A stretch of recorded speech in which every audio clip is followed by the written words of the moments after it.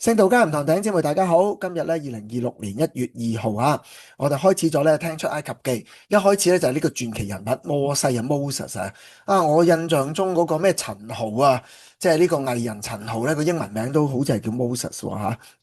咁樣，咁咧就尋日啦，你聽翻的話咧，知道佢哋當時咧就寄人籬下啦吓，風光不再啦就作為新移民幾百年之後咧。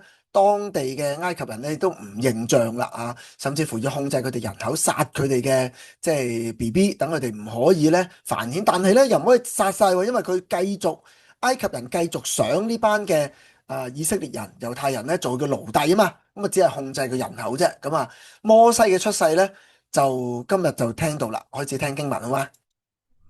埃及王又對希伯來的接生婆，一個名叫斯弗拉，另一個名叫普亞的說：你們為希伯來婦人接生，臨盆的時候要注意，若是男的，就把他殺了；若是女的，就讓他活。但是接生婆敬畏神，不照埃及王的吩咐去做，卻讓男孩活着。埃及王召了接生婆來，對他們說：你們為什麼做這事，讓男孩活着呢？接生婆對法老說：因為希伯來婦人與埃及婦人不同，希伯來婦人健壯，接生婆還沒有到，他們已經生產了。好，咁呢個記載咧就話真係記名噶喎。呢兩個咁勇敢嘅接生婆咧，係嘛？斯弗拉同埋普亞咧，哇有名噶喎，名留青史噶喎，係嘛？但係你細心諗下佢做嘅嘢咧，係好踩鋼線，好危險噶。因為咧法老王咧就話俾佢知咧，其實佢哋要幫手整死嗰啲男孩嘅。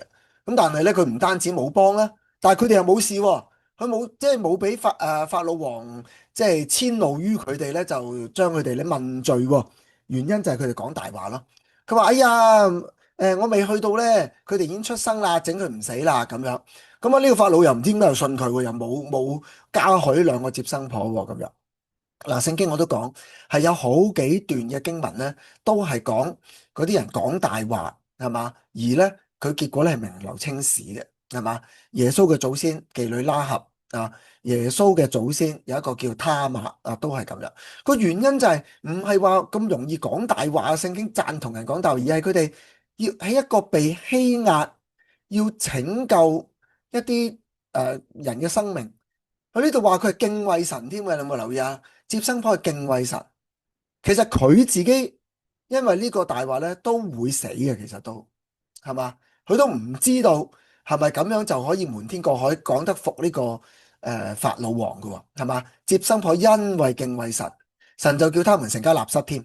下一節嘅聽埋咯，好嘛？所以咧呢啲唔係話聖經有人講大話咩咁樣，或者似是而非，其實係有得解嘅，有一啲處境，有啲原因嘅咁樣有啲價值觀喺入邊教導添嘅繼續聽落去。神恩待接生婆，以色列人增多起來，極其強盛。接生婆因為敬畏神，神就叫他們成立家室。法老吩咐他的眾百姓說：把所生的每一個男孩都丟到尼羅河裏去，讓所有的女孩存活。好啦，咁呢個咁聽完啦加埋琴日咁所以喺信仰嘅時候都可以面對好多艱難。即係有時都冇得問點解嘅，係嗰一刻你信唔信得過？你面對個艱難係影響你嘅將來，就唔係問我哋面對艱難係咩原因造成。我哋係諗今日面對嘅嘢咧，一定係對我哋將來有一個永恆嘅價值，係有好處嘅，可能係對自己有好處，可能咧係成為下一代人嘅祝福，係嘛？咁你願唔願意堅持跟隨神呢？定還是你活在當下嗰一刻，一有唔順氣，一有唔如意就發老脾，係嘛？即係放棄本撇定還是你覺得今日捱得過，總係對後人對將來有意義有貢獻呢？咁大家喺信仰上邊一個決定啦，好嗎？好，今日聽到呢度，聽日聽第二章啦，拜拜。